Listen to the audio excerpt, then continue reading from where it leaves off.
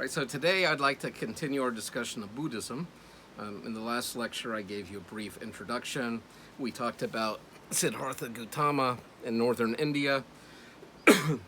But today, I just want to give you, in broad, sweeping strokes, some of the expansion of Buddhism and how it syncretized, that came alongside, merged with some of the pre-existing traditions and philosophies of the countries of which it entered. And so Buddhism takes on very different flavors depending on where it is, the time it was, and which sutras they see as authoritative, or which practices to find enlightenment. Right? So we talked about Siddhartha Gautama, 6th century BCE, who later received the title of Buddha, the Enlightened One. In some sects of Hinduism, this Buddha figure is seen even as an avatar of Vishnu, which is super interesting. And that goes back into my opening statement of the last video, where I compared Buddhism is to Hinduism as Christianity is to Judaism. So they share much of the same cosmology, worldview, perspective on the nature of reality, and maybe just some different ideas or techniques on how to get to enlightenment. And the purpose and meaning, how to get off that wheel of samsara, that wheel of illusion. Well, Buddhism eventually spread throughout the subcontinent of modern-day India. And during the time of Ashoka the Great,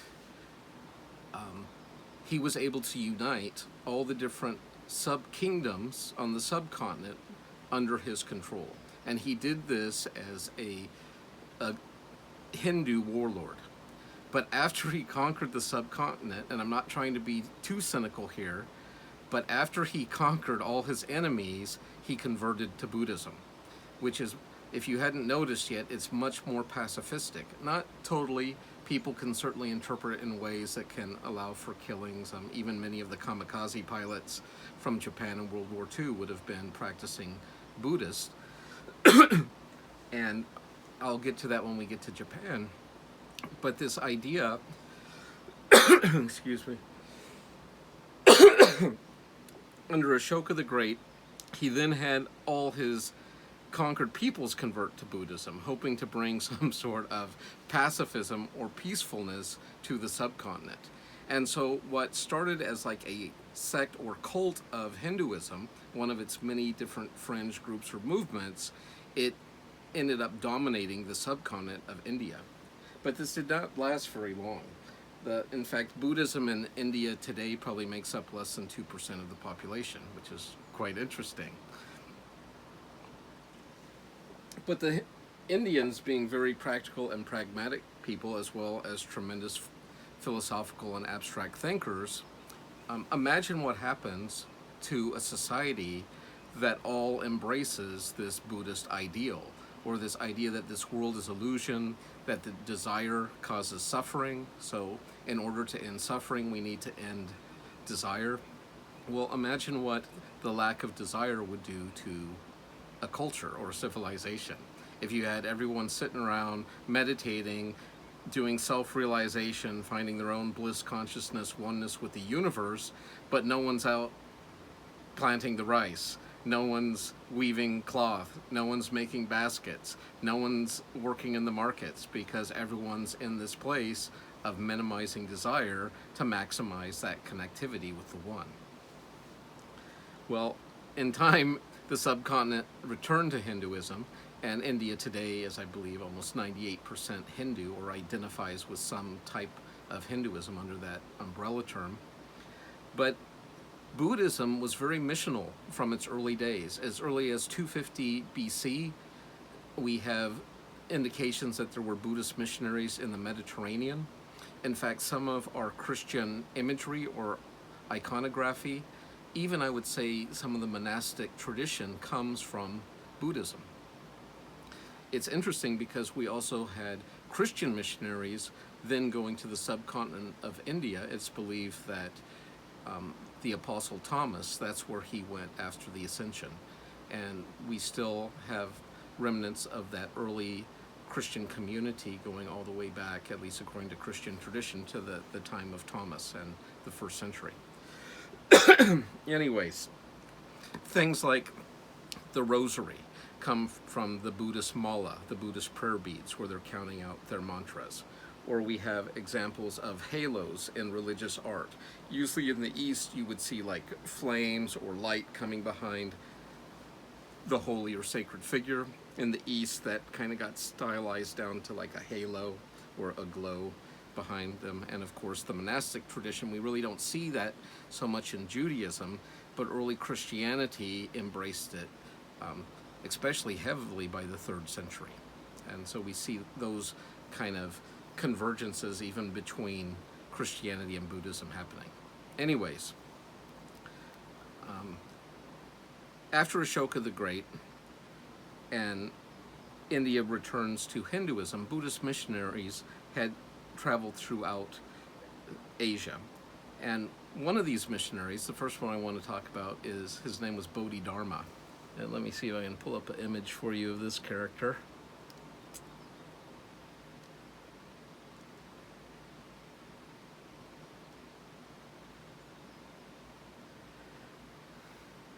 There he is. And he was called the wild barbarian from the north. So here's this Buddhist coming into China, and this is relatively late. I don't think this is happening, and I have to double check my dates, but I think we're talking about the 5th century or so BCE. And if someone wants to Google that, like the dates for Bodhidharma, I would love to have some dates to go with this. Anyways, Bodhidharma comes in, this crazed, wild barbarian, hairy barbarian from the north, but he's brought this teaching of the Buddha on how to escape suffering in this world. And he kind of set up shop in a cave where he just stared at the wall and meditated, his type of no-mind meditation, and I'll get into that more in a minute. And the emperor of China actually heard about him and sent for him because he wanted to hear this new teaching that had come into his land. And so he began to ask Bodhidharma all these questions. And he said, tell me, is this teaching you bring superior to the teachings we already have of Confucianism and Taoism? And Bodhidharma said, no, it's not superior. And then the emperor said, well, then why should I study this new teaching? And Bodhidharma said, well, you shouldn't. And the emperor said, well, what are you even doing here then? And he said, well, because you asked me to come. And the emperor was very put out and sent him away. And he went back to his cave and continued his meditation. Well, later on, a young disciple who wanted to learn from his teachings kept trying to get Bodhidharma's attention. But Bodhidharma was so caught and fixated in this meditation that he wasn't even noticing this disciple. Well, after many days of this, the disciple became exasperated and cut off his own arm and presented it to Bodhidharma to show how serious he was about learning this Buddhist transmission, at which point Bodhidharma acknowledged him and took him as his first disciple. So, good Buddhist tales coming into China. Now, China, like India, is an ancient civilization, and they already were quite advanced in religion and philosophy. And there were 2 leading philosophies which also developed about the same time that Siddhartha Gautama was living in India. We're talking 6th century BCE. And these 2 major philosophies were Confucianism, founded by Kung Fu Sei. Confucius is kind of like an anglicization of his name. So we have Kung Fu Sei, Confucius, and Lao Su, who is often credited as being one of the founders or leaders of Taoism. In Confucius Analytics, he gives us all sorts of ways to behave in society. And that's how I kind of look at Confucius and Lao Su. They're almost like the yin-yang of Chinese thought and philosophy. On the one hand, Confucianism is really a philosophy made for civilization, for domestication, for living together with other people. I often like to call Confucius the Chinese Miss Manners, because he taught you how to dress, how to bow, what kind of gifts to bring, the order of authority in a family, rights, duties, privileges, obligations, which obviously, if you're living in a society with a lot of other people, it becomes important to know how to behave, to know what your duties and obligations are, as well as your rights and privileges. Lao Su, on the other hand, had more of a naturalistic philosophy, and I mean naturalistic as in the way of nature. And tradition has it that he was fed up with China, he was fed up with all the bureaucracy, with all the rules, with all the civilization, all the people living together, and he decided he was just going to get on his ox and head out into the wild and waste places. And supposedly, when he got to the Great Wall of China, one of the guards recognized him. There's a couple different versions of this story. And in this version, the guard begged him to please leave some of his wisdom behind before he left. Another version has it that it was actually a tax, that the Chinese government was taxing his knowledge and wanted like a percentage of it before he rode off into the wild and waste country. Anyways, whichever version it is, it's quite an esoteric book. And it becomes one of the key texts of Taoism. It's spelled with a T, Taoism, but it's pronounced more like a D sound, like Tao, the Tao. And the Tao can be translated as the way, but it means much more than that. And the closest I can get to it in Western philosophy or religion would be this concept of the term the Logos, what we see in John 1. In fact, in modern translations of the Bible, that is how John 1:1 is written. In the beginning was the Tao, and the Tao was with God, and the Tao was God, and the Tao became flesh and dwelt among us. I found a really interesting book years ago called Christ the Eternal Tao, and it was written by Eastern Orthodox monks who had come into China to spread Christianity and the gospel, but they came across this ancient text of the Tao Te Ching. And when they saw it, they were stunned because they saw it as almost like Lao Su was like a pre-Christ Christian. Now, they weren't saying he was a Christian or he was saved or anything like that, but they believed he had this incredible amount of knowledge, similar to like a person like Socrates or Plato, who had all this insight without having revelation from God. And so this book, Christ the Eternal Tao, was showing how Christ fulfilled different passages within the Tao Te Ching. And I think it's super interesting. Before I go on with these two, I just want to give you a little taste of the Tao. I'm not going to really spend too much time on Confucianism, but both Confucianism and Taoism had a huge impact on Buddhism when it came into China. So what we end up getting is kind of like this three-way syncretism between these different worldviews. And there's actually a famous painting that illustrates this. Let's see if I can bring it up real quick.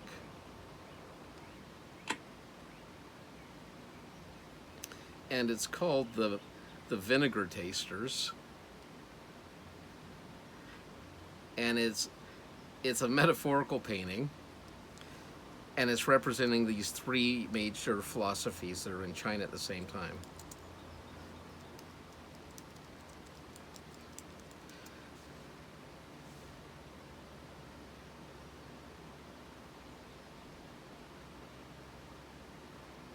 Sorry about that. Should have had it locked and loaded.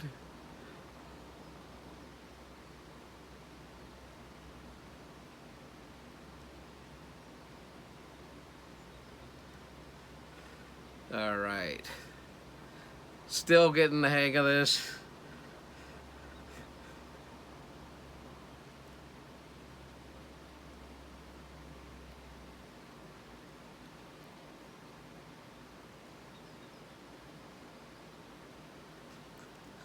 All right, so there's the image of the Vinegar Tasters. Oh. Got to get the right screen.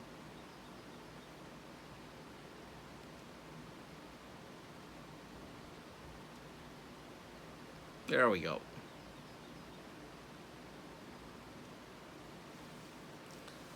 And so with this metaphorical picture of the Vinegar Tasters, we've got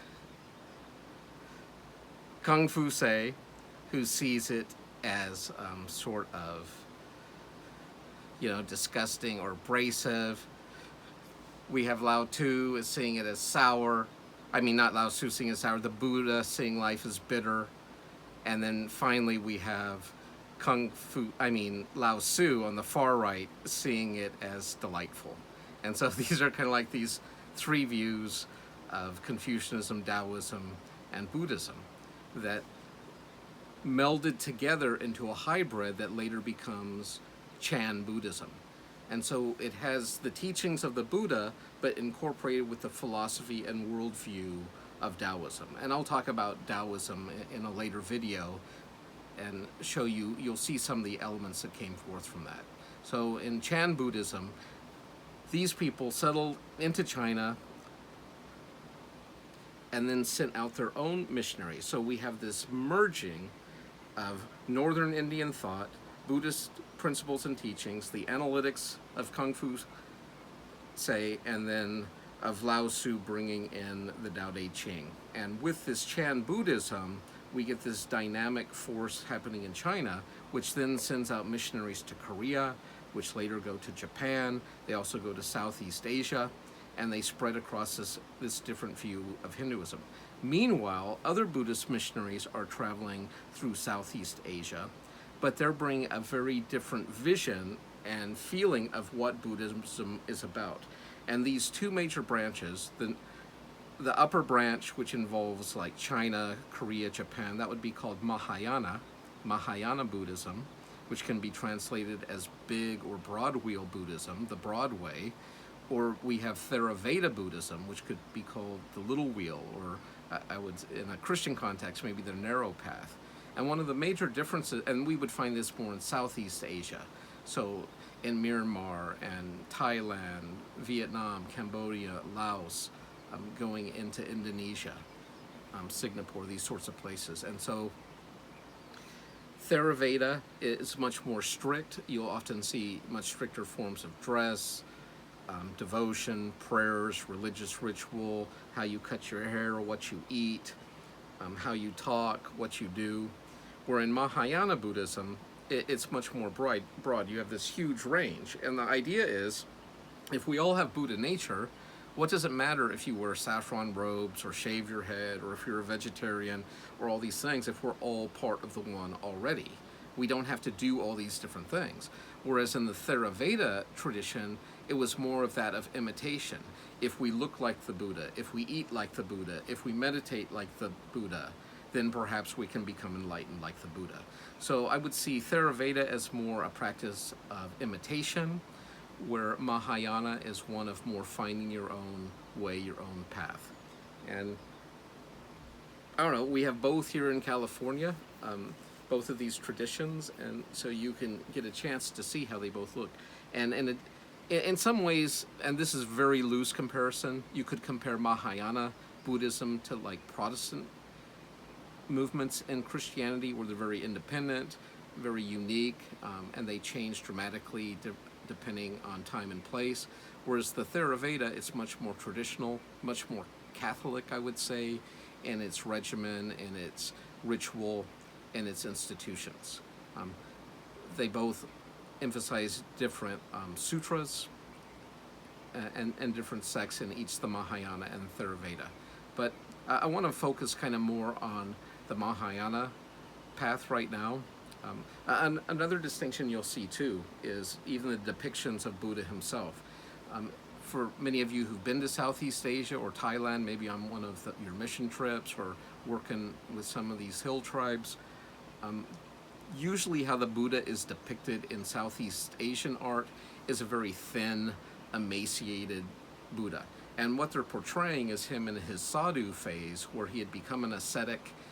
He's living off of raindrops and bird poop and prayer, meditation. And so you just see this emaciated, disfigured Buddha, and that's very typical. Whereas if you see the Buddhas in China, and that's the one I had up earlier, I'll go grab them real quick. It's actually a hybrid, just like happened in Europe, where we took different Greco-Roman gods and might have given them the names of different saints or things like that. Well, in China, this was one of the folk gods named Hoti, and Hoti was the god of wine, women, and song, kind of your party god, kind of like Bacchus or Pan or Dionysius in the Greco-Roman traditions. Anyways, when Buddhism came, they kind of used this image, this vestige of this fat and happy, jolly, long earlobe Buddha. Long earlobes mean you've been around the sun a few times, so you have some knowledge and wisdom. But this was actually a folk god of China that got kind of incorporated into like the Buddhist pantheon. You'll see in Japan and other places maybe much more a serene, almost transcendent type of Buddha. And certainly within the different countries, you'll see a range. But that's very typical to see Hoti, kind of like the happy, the good fortune Buddha in the Chinese tradition. And then in Thailand or Burma, Myanmar, these other places in Southeast Asia, you'll see maybe a little more stylized or serene type of meditative Buddha.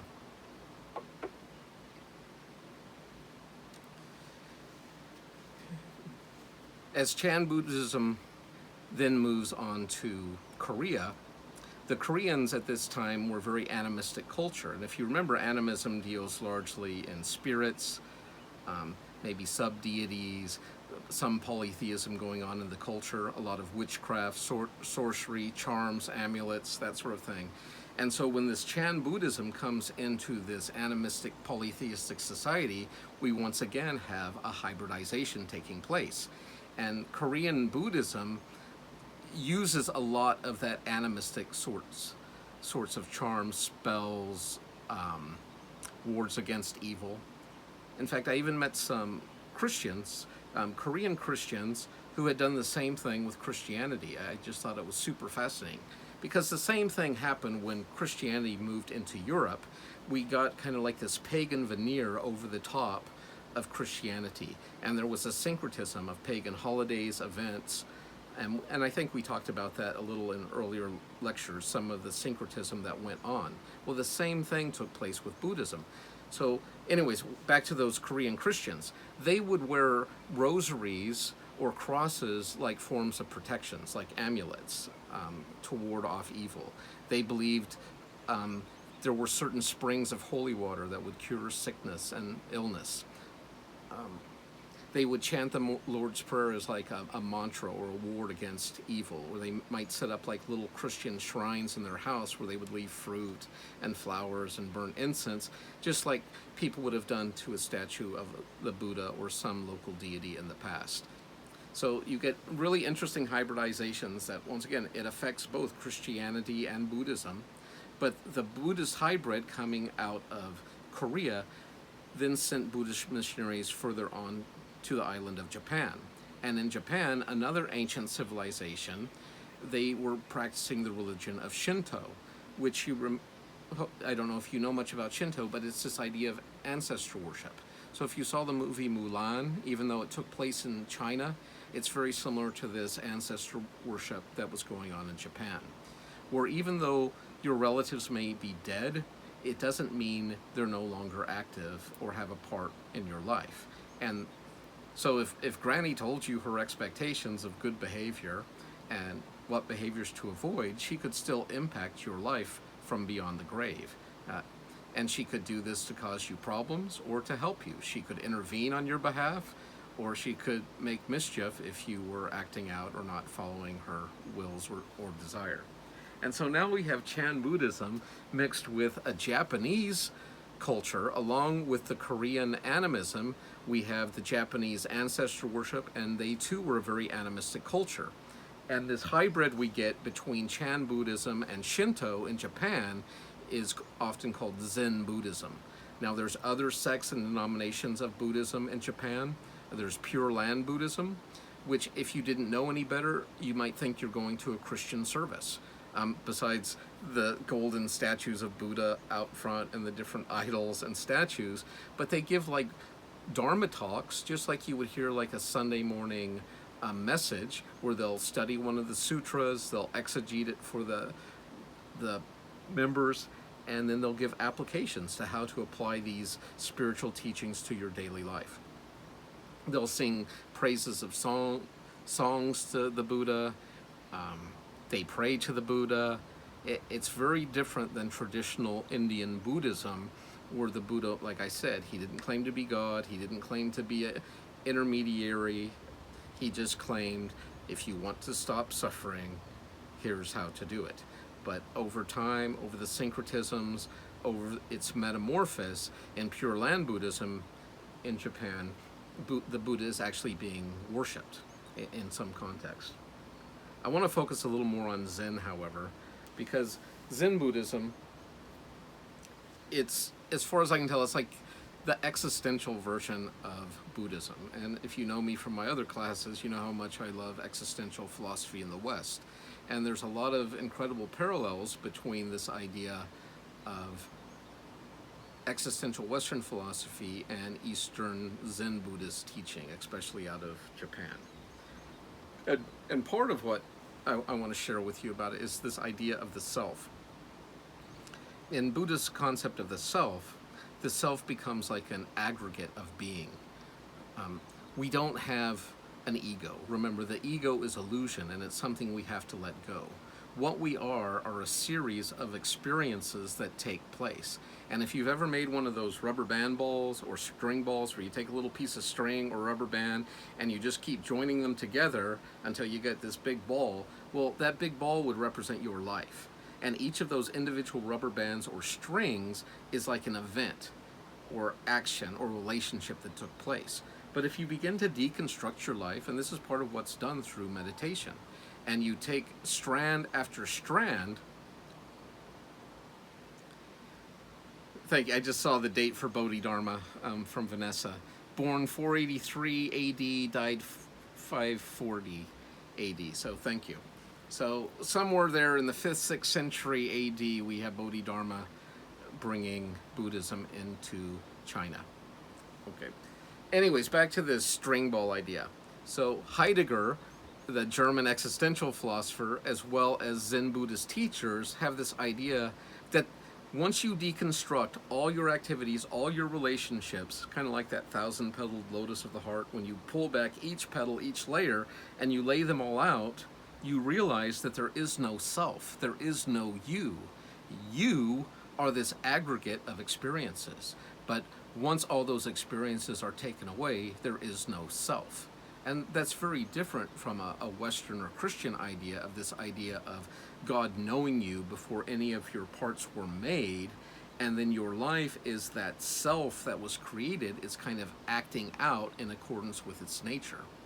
Where in Buddhism is all that sort of interaction activity, that is the illusion that distracts us with our unity with the One. And so part of the Buddhist meditation practice, and in Zen Buddhism, they practice something called no-mind meditation. And in no-mind meditation, you literally are to empty your mind of thoughts.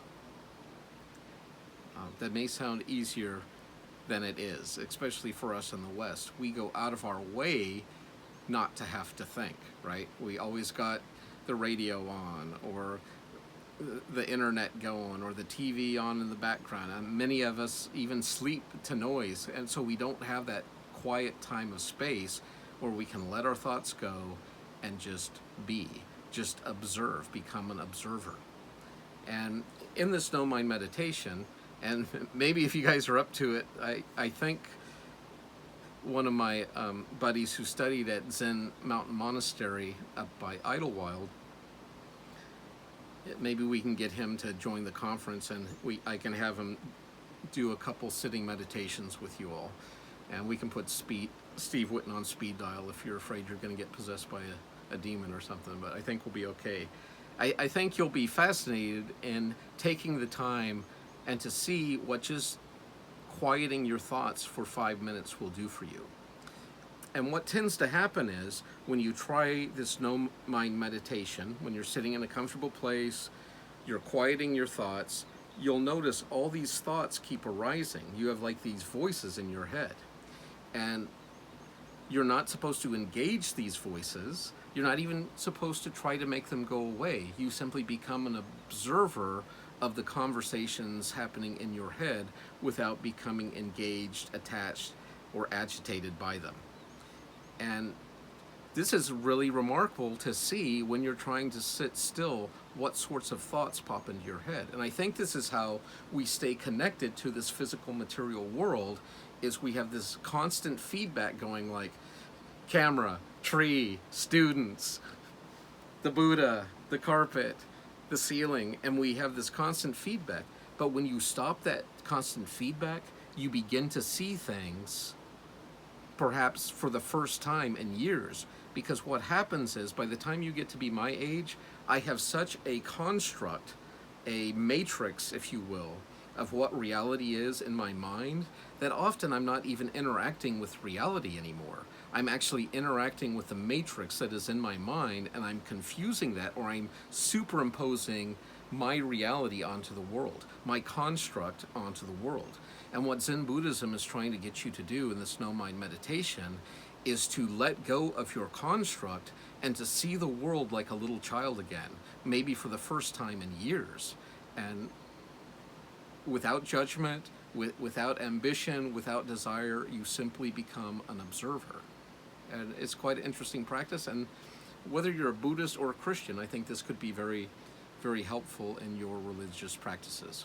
For Christians, I would recommend, often when Christians pray, they're just doing like a shopping list for God of all their needs. Or maybe we're good and we praise God, and then we go into our shopping list, and then we sandwich it with some more praise at the end. But you might want to think about incorporating something like a no-mind meditation. You could call it be still and know that I am God. This idea of just sitting in the presence of God, not asking him for anything, not complaining about anything, but just being with God and seeing how that affects your prayer life. And then you can go into your petitions or your praises or your worship or all those sorts of aspects of prayer. But often we forget to just sit and be with God. We're just so busy talking at him that we don't even take time to listen. All right, that was a huge ramble. Any comments, questions so far?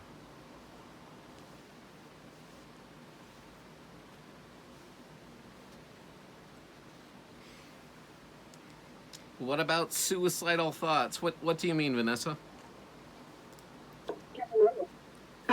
So I have a question. What if someone's at the point where they're thinking, this is like such a great life, it's amazing, and they see as death as, okay, I don't want to get my life to be any worse, and this is the kind of great life I want to keep having in my afterlife. Let me just kill myself right now so that I don't. Did you ever see Groundhog Day? No. It's with Bill Murray, and he has to keep reliving this one day over and over and over again. Every morning when he wakes up, it's the same day starting over again. And he goes through different moods, and he goes through the suicidal phase where he just can't take it. He wakes up, it's the same day, so he just starts killing himself. But killing yourself with this idea of the wheel of samsara, you're going to come back where you left off, if not in a worse place. You can't cheat this dharma. You have to fulfill your dharma and pay off your karmic debt. So it's not like you can just kill yourself at a certain point of time and that will be your eternal state of being. Because remember, at least for, let's get back to Buddhism for a second, at least for the Buddhist, there is only one self in the cosmos. The universe am I, this cosmic mind, and we're a part of that. So whether you kill yourself or live to 110 years old, it doesn't matter. Those are all just different iterations of the one. In the Good Place show I've been watching, Chidi, the moral philosophy professor, used a good analogy of it. He compared reality, or the one, to like the ocean, which is a Hindu and Buddhist motif.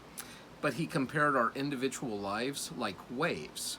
And if you've ever been out at sea, there's all these waves, right, that rise and fall. And he would say, that's how we are as individuals. We're connected to, we're part of the one, we're not distinct from it, But we do have these little iterations, like in the form of waves that rise. We're individual, we can measure them, we can describe them, we can talk about them, but that wave will cease to exist, but only as an individual wave. It's still part of the eternal ocean.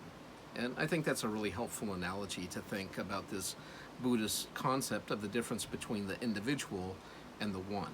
How they really are all the one, even though we can talk about them as Bodhidharma or Siddhartha Gautama or Dogen or different Buddhist or Zen masters throughout the ages. Thank you. You're welcome. Any other questions? Comments? Okay. I want to read you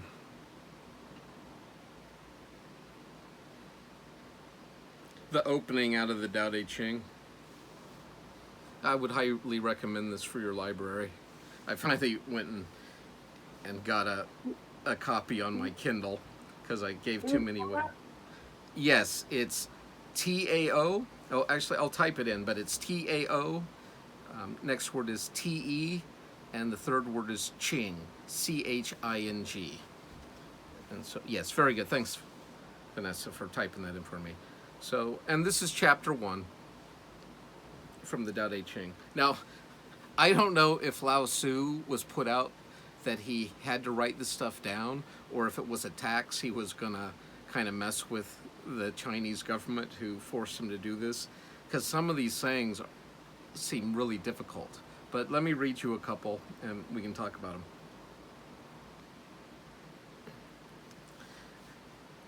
The Tao that can be told is not the eternal Tao. The name that can be named is not the eternal name. The nameless is the beginning of heaven and earth. The named is the mother of 10,000 things. Now, 10,000 things is just a Chinese idiom for like a lot or everything. Ever desireless, one can see the mystery. Ever desiring, one can see the manifestations. Wow. These two spring from the same source, but differ in name. This appears as darkness within darkness, the gate of all mystery. Woo! And so you see that Buddhist piece there, right? And this idea of by being desireless, we can connect with the one. But if you want to engage and interact with the world, it involves desire. Fascinating. And so here we have Lao Su with almost like this toggle switch in his mind where he can flip to no desire and be at one, or he can have great desire and engage in the circus and dance of life. Where the Buddhist is just trying this checkout mode, is how I'm seeing it, is let's not desire so we don't suffer. The Taoist realizes, hey, a fuller life is one where you can have times of desire, passion, joy, sorrow. To every time there's a season, to every activity a purpose, but also this idea of if you need peace, if you need serenity, you can find that in detachment. Let me give you an example. You might find your dead pet in the yard. He's been missing a week, and already you can see the worms and maggots are decomposing your beloved Fido. And you could go into grief and despair and weep and mourn and bury your beloved Fido and have a great ceremony. And that would all be part of engaging into this wheel or dance of life and death. But you could equally flip a switch and become detached, dispassionate. You can simply observe the wonder of how out of this once feisty mammal that was your buddy is now cold and dead, and out of its remains, it's providing life and nutrients for fly babies, right? With all the maggots and larvae, and it's just the wonderful cycle of life of these little mouse being fed by the flesh of the dead that will go on to fly off into the blue skies. And so you can do this toggle switch in your mind where you can see the wonder and interconnected and unity of all things, where everything is as it should be, or you can live in this world of of activity and desire, of love and hate, of war and peace, of prosperity and want. And I like that about Taoism.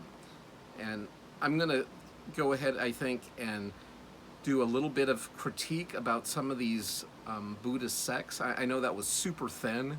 We did the Mahayana, the Theravada, and then in Tibetan Buddhism, where the Dalai Lama comes from that tradition. It's also like North Korea. It was a very shamanistic tradition, a lot of demonology, and you see that reflected in some of the hybridization going on with Buddhism and the animism that took place in Tibet. Anyways, before I move on to Taoism, I'd like to just wrap up this spread of Buddhism and its syncretism with other places and religions. And the last one I guess we should talk about is California. We have so many Buddhist monasteries and retreats and temples here in the Golden State. And it makes sense, right? We're on the Pacific Rim. We're not thinking back towards the old world like on the East Coast. We think about, what's going on in Japan, what's happening in China, what's happening in Southeast Asia. And so this is kind of where our view and direction. And because of our geographic location, it's understandable how we would have so much more Asian influx. And especially in the 70s after the Vietnam War, a lot of South Vietnamese or Southeast Asian, Cambodian, Laotian, Vietnamese refugees came into California, and with them they brought their traditions. Before that, after World War II, we were exposed to Zen Buddhism coming out of Japan. And so we have both Mahayana and Theravada traditions here, as well as there's a lot of Tibetan sympathetic temples and dharma halls in the state. Anyways, when Buddhism came to California, California already is a place where you have that pioneering spirit, very progressive, and people who had felt disenfranchised or, deceived by the traditions of the West or Christianity often found what they were looking for, or at least hoped to be looking for, in Buddhism. And so a lot of Buddhists in California, the ones that weren't transplants from Southeast Asia, came to Buddhism through conversion. In other words, it's not an inherited faith or belief system to them. It's fresh, it's vibrant, it's new. And so we get some very eclectic looking Buddhist activities. I mean, used to call it the New Age movement here in California, but I don't even hear people using that term anymore. And I think it's because it's just so much a part of the California eclectic mentality, the fusion mentality we have, that it's not a New Age movement in California, it's just a state of mind we have in California. And I think that affects Christians, atheists, Buddhists as well. And just think about how different California Christianity is from Christianity in the Deep South or in maybe the New England states. And Buddhism is going to be the same way. The Buddhism in California is going to look very different than it looked in Japan or China, let alone in India. Any questions or comments about that? I'm really sorry we didn't get to do any outings, but with this coronavirus thing going on. But use that buddhanet.net resource. We have a lot of interesting ones right here in San Diego County. Or I just visited a Vietnamese Buddhist temple out of near Adelanto, up the 395. And if you stop in there, you could call ahead, or they'll give you a tour. They had thousands, well, okay, maybe hundreds, but of huge statues of different characters in the Buddhist tradition, and it's quite interesting and very helpful, very friendly. All right, questions, comments? All right, well, before I give you a brief talk on Taoism, I'm going to read you a little bit out of the Tao Te Ching. I want to do a brief critique of Buddhism like we did with Hinduism. So before I give my critique, what are some of the things that are appealing from what little I've shared with you, and what would be some of the things that might concern you about this Buddhist tradition?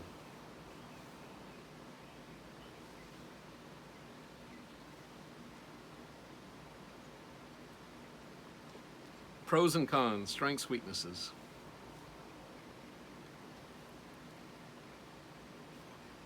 I think I mentioned in my last lecture I never met a Buddhist I didn't like, which is something.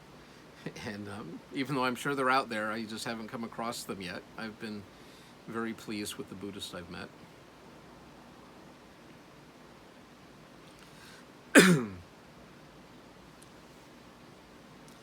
Like Christianity, it's very egalitarian, or at least in theory, right?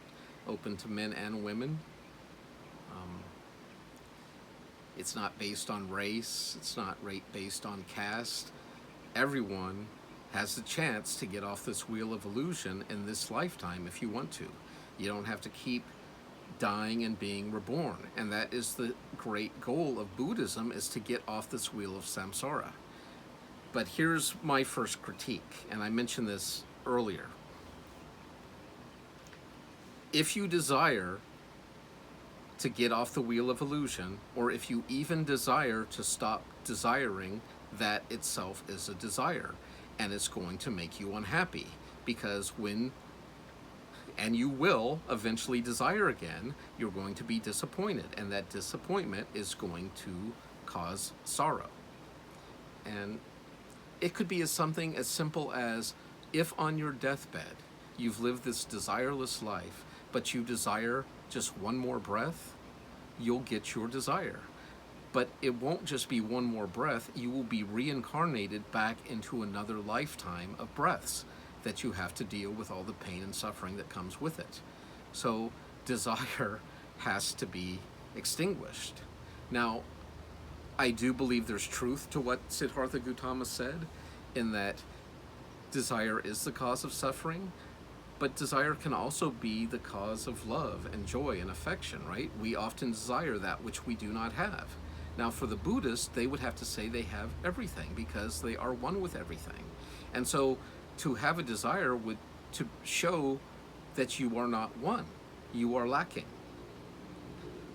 I find this an interesting contrast with Christianity in particular, in that whereas Buddhism tries to diminish or free us from desire and the accompanying suffering, Christianity steeps us in desire, right? In fact, hope and faith are bounded in desire, because what is more despondent than a hope that does not come to pass? What greater suffering than if we expect the Lord to return and he doesn't? I mean, how devastated and miserable our life and condition would be. And so not only does the Christian ideal or theology elevate desire, but it also sanctifies suffering.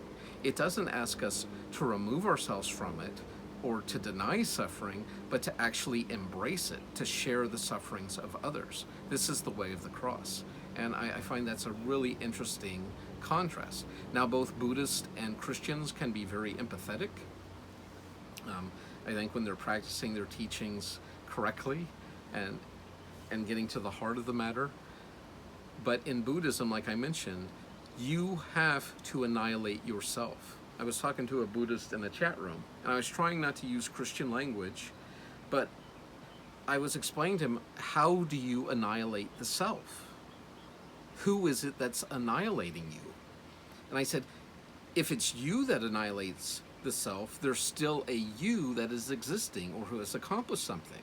And I said, in the Christian tradition, it's taught that we have to be crucified or put to death by another. And in Romans 6:6, it's talked about, know you not that you have been crucified with Christ.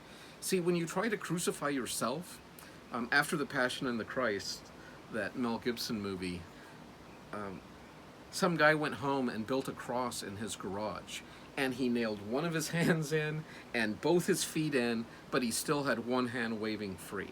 And it's like what I would call almost crucified. And in a Buddhist concept, I would call it almost annihilated. And that's the problem. We can't crucify ourselves. We can't put ourselves to death. It has to be done to us by another. And I don't know, I shared that with this Buddhist, and it was an interesting conversation. Because, see, this is the problem. And Christians have the same problem. If you use the flesh to put to death the flesh, it's still the flesh that gets the power and the glory and the praise, right? And the flesh is still in control.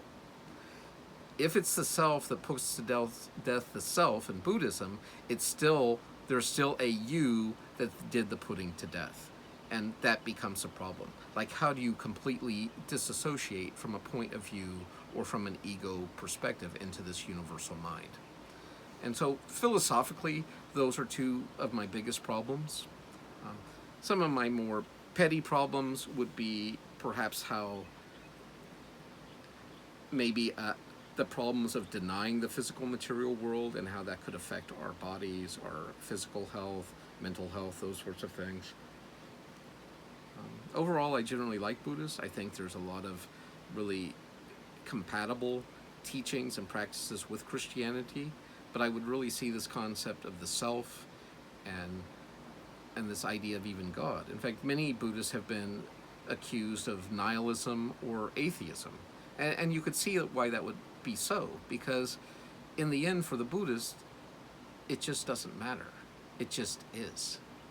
You know, there is no good or bad, happiness or sorrow, highs or lows. It simply is. And if you get caught up on those emotional roller coasters of joy, well, you're going to have to hit the downtime of sorrow. And so Buddhism's offering you that even keel. And like I said, if you're a 21st century American, an even keel is probably not really appealing, right? Living this kind of like neutral life. No peaks of joy, no depths of despair. But if you were from 6th century India, probably most of your life was below even the neutral, right? And so coming up to neutral would have been a huge gift. For people that are doing well, that have good health, wealth, they can satiate and gratify the flesh and their ego, Buddhism probably isn't going to sound real appealing. But for those who hedonism is not the answer, they realize the dust and ashes that come by trying to please yourself through the senses, they might be in a place where they want to move beyond the senses, beyond the illusion, into this universal mind of self. And I can see why Buddhism would have a great appeal for those people. Questions, comments? Okay, I'm going to stop this one.